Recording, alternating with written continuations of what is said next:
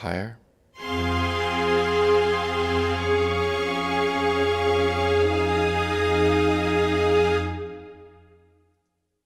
This is straight out of the box, exactly how it would sound if you just opened it up and played these notes.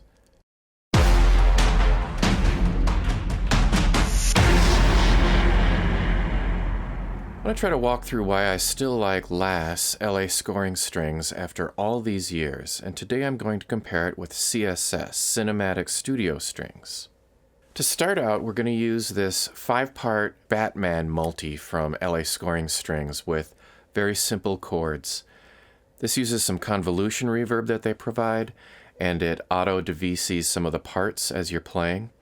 But this is straight out of the box, exactly how it would sound if you just opened it up and played these notes. 3 notes, and it's voicing them across the 5 instrument groups. A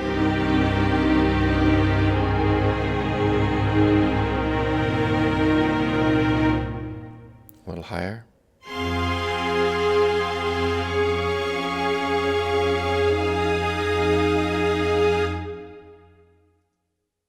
These are the basically the same notes in CSS, and I had to add a little bit of external reverb to kind of match the basic timbre, and I'll go back and forth in a second. We're just starting off with this longer passage to show the big picture, and then we'll zoom into smaller legato sections and spiccatos, instrument by instrument, talk about things like reverb. We'll talk about a bunch of stuff. Again, this does have some external reverb applied to kind of match that LA scoring strings tone, but we're listening to cinematic studio strings now.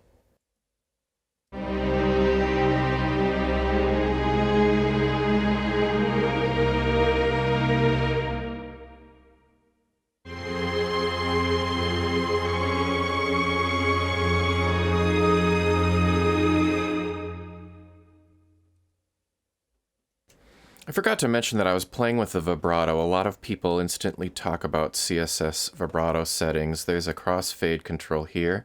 I've got mine assigned to 108, and so you can see 108 down here. I slowly ramp up during the first chord, and then I ramp up and down and back up for the second chord. So you can listen to just the vibrato changes if you want. I think there's 2 or 3 levels of vibrato. Just listen to CSS again.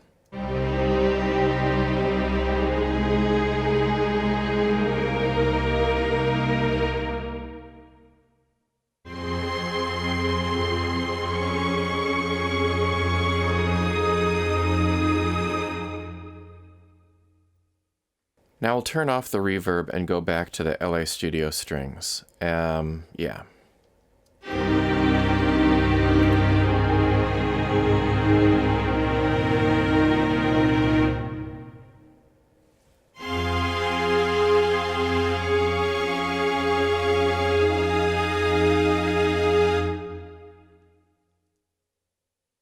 Now there is a price difference between these two packages. LA scoring strings is much older. I only bought the light version of it, and it ends up being less expensive than Cinematic Studio strings. I happen to love this this sound, and I find that it has an intimacy and a reality as well as a bigness to it that I just I adore. I'm going to just play the first chord a couple times back and forth.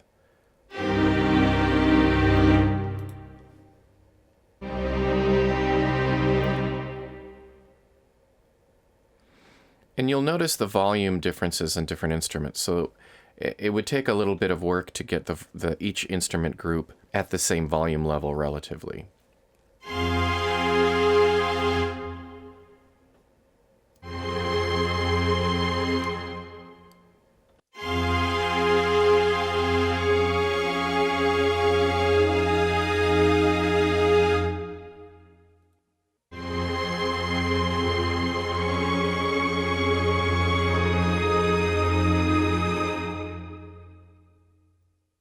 With that out of the way, let's move over to some cello spiccatos. I'm going to start with the more specific examples, and then I'll play you the full example at the end.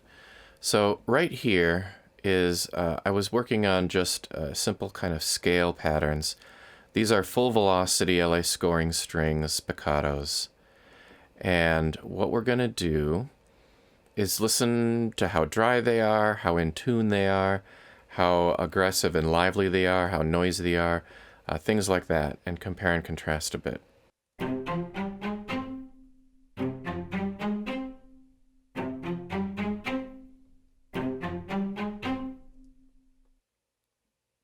Copy it down to the CSS cellos here. Now, I had to change the CSS Spiccatos and all these to the close mics because there was no way that the mix mic was going to sound right with the scoring strings. The scoring strings are recorded pretty dry, very dry.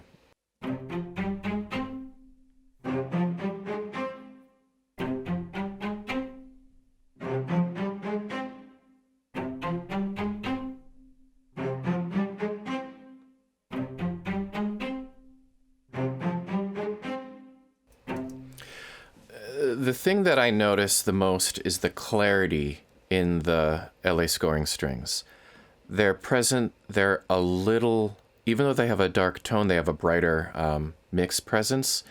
The CSS cellos, even the close mics, feel further away, but they also feel, to me, a little blurrier. And when we use the words, subjective words like dark, they don't exactly sound darker, but they don't sound as lively, if that makes any sense. Now, this is a spiccato articulation, and I just enjoy the LA scoring strings spiccatos better, and I enjoy them better than almost every, well, I think I enjoy them better than every other string package I own after all these years, and I've tried a lot. Doesn't mean there's not some good ones out there, or that you need to go rush out and buy it, but LA scoring strings light, I love it just for these cello spics. I also like the violas and the bass. Let's look at some of the downsides. Now, I can't say that everything is perfect about every little bit of it. There is something that you'll notice that it can be a kind of a pro or a con, and that is that there's a bit of noise in the LA scoring string spics, and so you may want to consider, if you don't like it, some noise reduction tools. Waves makes a really good one called Noise Suppressor 1, NS1. So I don't actually own that, but that's a really good one. It's just kind of a one dial knob that just takes some of the noise out. This is a super exaggerated EQ curve that digs way into all of the high end of this. And we're going to just listen to what it sounds like a little bit, with a little bit of noise reduction on that cello.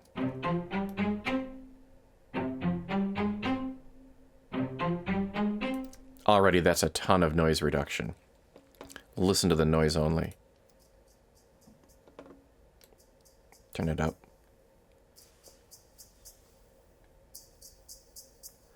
So you've got these options if you want to get into the tools, just mixing tools that will allow you to kind of work on high scrapey noises. You could work on low noises. You could work on whatever noises you want. I still kind of appreciate that very rosiny, without getting scratchy, just sort of shushy sound in my cello spics, but that's a personal thing. To me, it kind of makes them sound alive. So it's worth pointing out the lower octave as well here. That first one is the open string. So we're just gonna listen to that a couple times.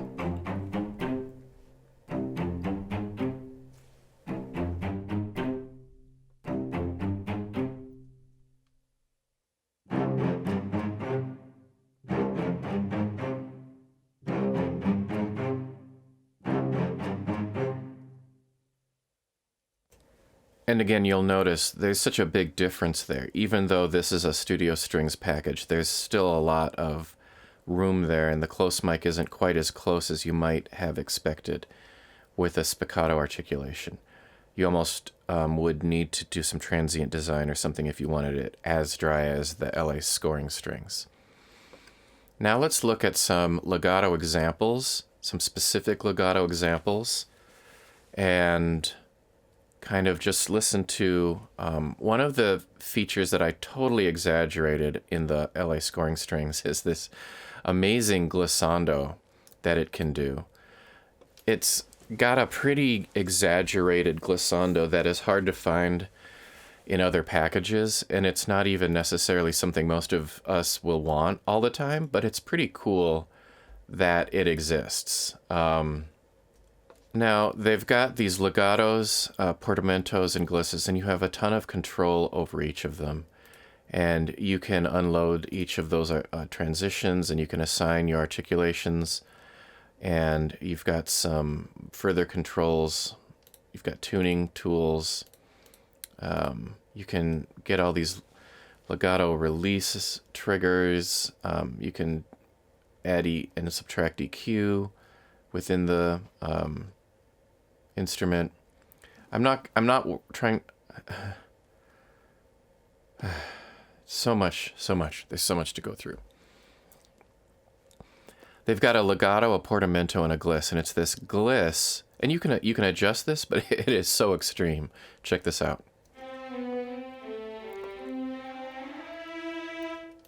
I mean, that's pretty amazing, right?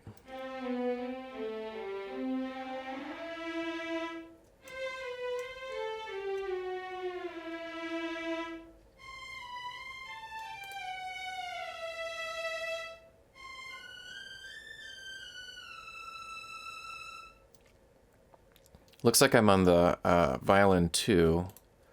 The range is slightly different. The Violin 1 here is got a slightly higher range, if I recall correctly.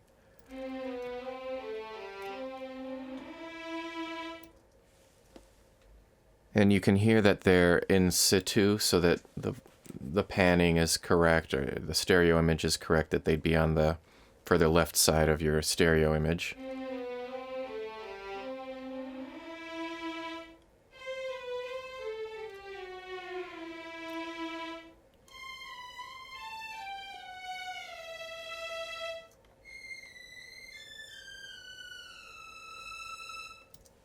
Just amazing glissando. You also have portamento and legato. I mean, that's not the only way it'll transition from sound to sound, of course. But I just wanted to point it out because I really exaggerated it. It's a little unfair to cinematic studio strings. You can adjust the portamento velocity and volume, but it's not going to get that slow, that dive down.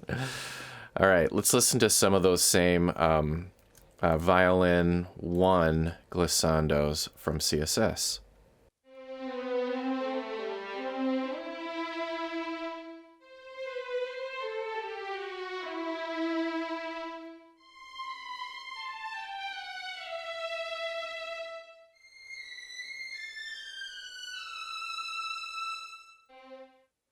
And if you really are a fan of the advanced legato mode, I'll play that as well.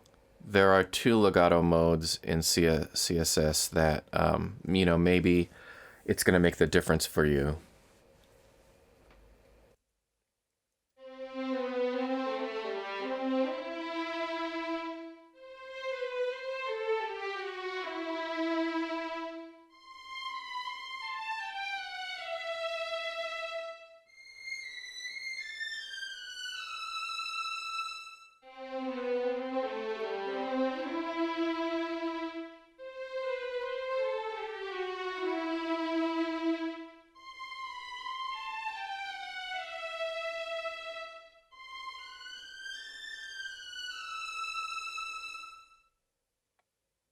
Of course, we went back to legato standard mode for the Violin 2s. With that out of the way, we've talked a little bit about noise. We've talked a little about room and reverb. We're listening to the mix mics on most of the legatos here with CSS. I think that a lot of us are going to choose the mix mics, whereas with LASS, it sounds great both ways. I think with CSS, the close mics weren't as much of a selling point for me, whereas the close mics, or the they don't really say close mics, but the general sound before you add any of the convolution reverbs for LASS, they just sound great, I think. I wanted to kind of point all that out, get all that out of the way, and now I'm going to turn the mic off and move through all the examples linearly so that you can, we'll have to put chapters on the YouTube video so that you can kind of skip around if there's something that you want to listen to back and forth. And I'm also going to bring up the, here it is, just an EQ so that we get a little bit of a view into the frequencies in case that's important to you. And yeah, I might turn up the whole thing because some of these are very quiet. So I might turn this whole thing up for some of it. Let's see. For instance, if you start at the very beginning here, this violin is going to be super quiet.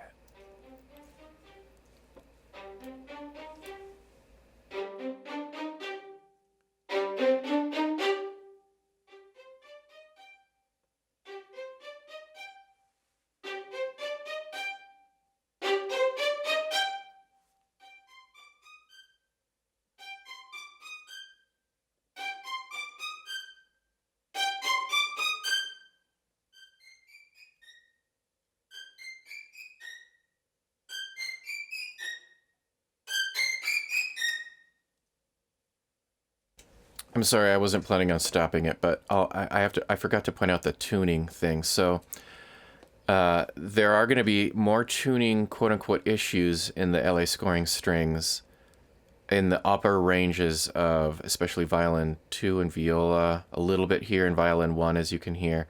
And I kind of find them adorable.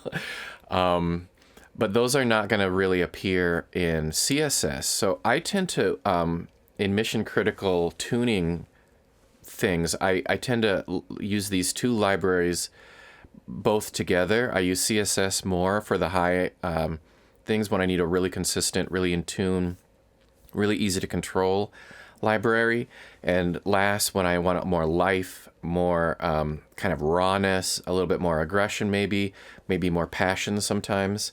CSS tends to be a little bit more cozy in terms of if it's romantic, it tends to be a little bit more, it lends itself to being lush in a more smoothed out kind of polished way, whereas LASS is emotional and a little bit more raw, kind of,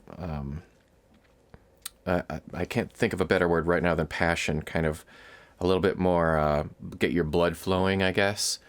So, neither is better or worse, but here's that tuning kind of thing to point out in the violin 1s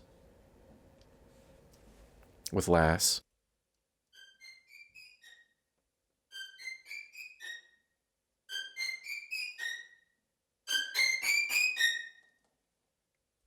And, I think, especially considering the age of the package, but that shouldn't be an excuse, just it's still a good representation of what those sounds are going to, sound like in real instruments. Here's CSS Violin 1 Spiccato. We're still going to go through the whole thing. Don't worry. But I had to talk about the tuning because I'd forgotten about it.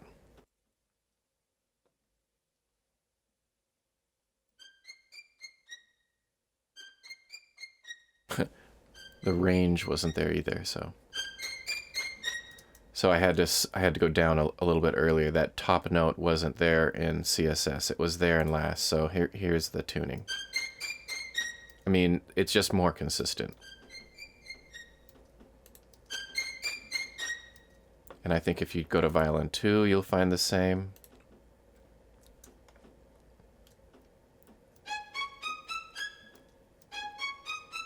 Or even lower, I believe. Because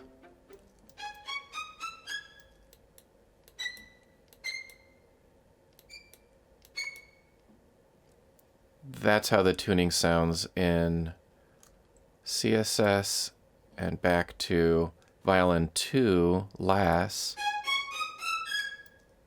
A little flat here.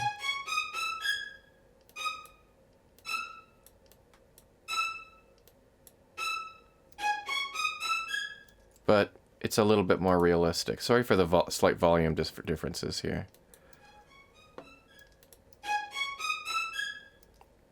It's pretty difficult to volume match every velocity level across all samples, all packages.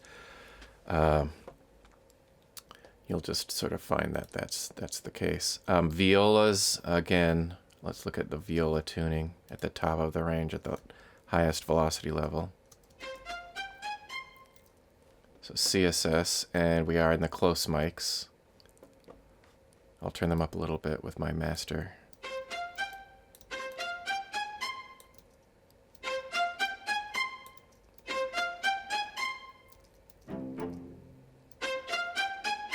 You know, just really consistent, you know.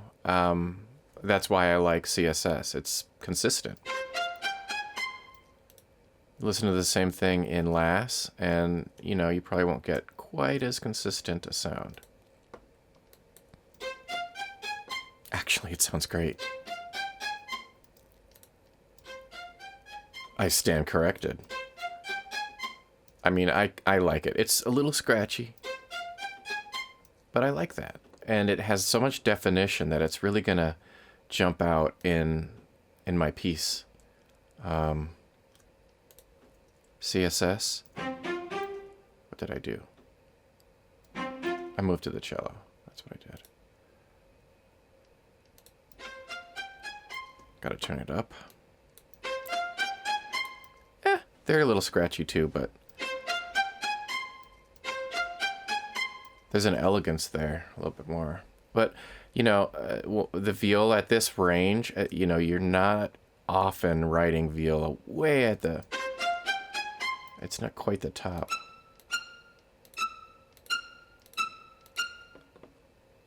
You're not often trying to get violas to stretch. Oops, turn it down a little bit for you. You know, usually you'd want to...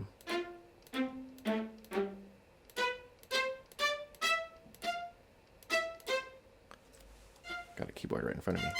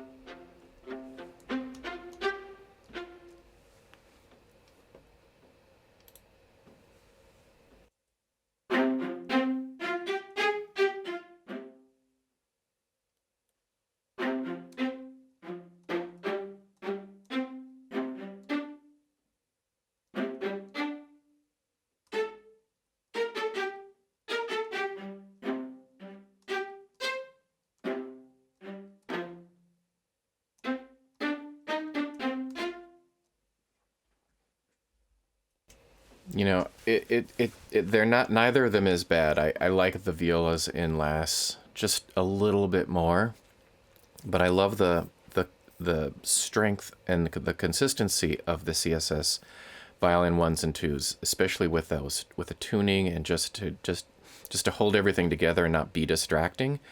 The violins, and when I need them, the violas, you know, sometimes I'll do both violas from CSS and LASS, but the LASS violas are still really solid. And the cello is just really where it shines. And we looked at the cello before, and since we still haven't started the full playthrough, the bass instruments are really where I think the packages begin to differ.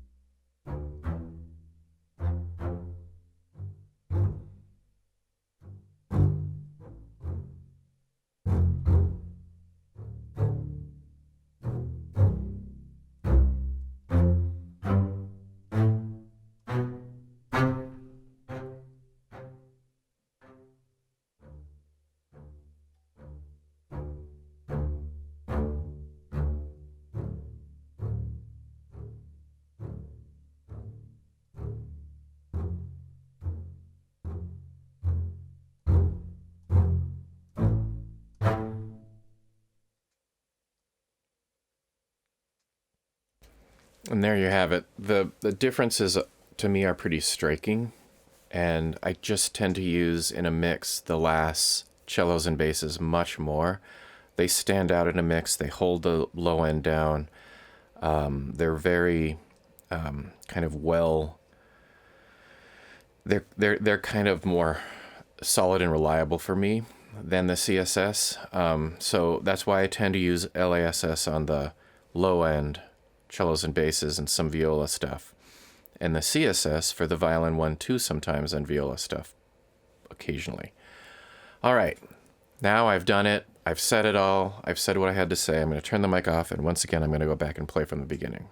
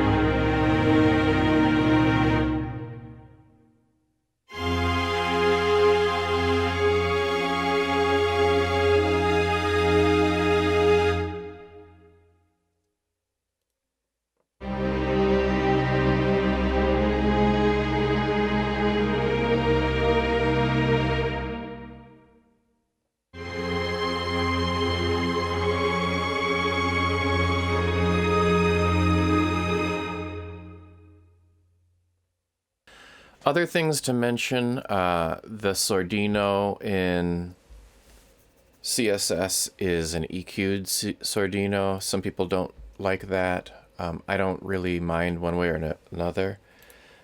The LASS does come with Sordino patches as well. It comes with Legato harmonics, I think. The LASS Lite package. It comes with a lot of great things.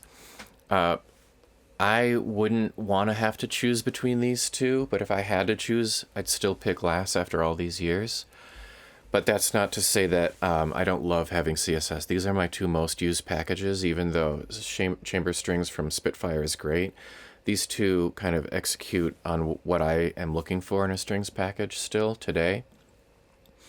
So I hope this helped some of you as you're reviewing which packages to buy or in what order. I would recommend both of these together as a good combination. There may be tons of great packages out there that do all of this stuff better or more to your liking or fill your needs better than either of these. This is still just a personal choice. And that's why that's why it's such a great thing that there's different choices in the marketplace. All right, take care. Happy composing.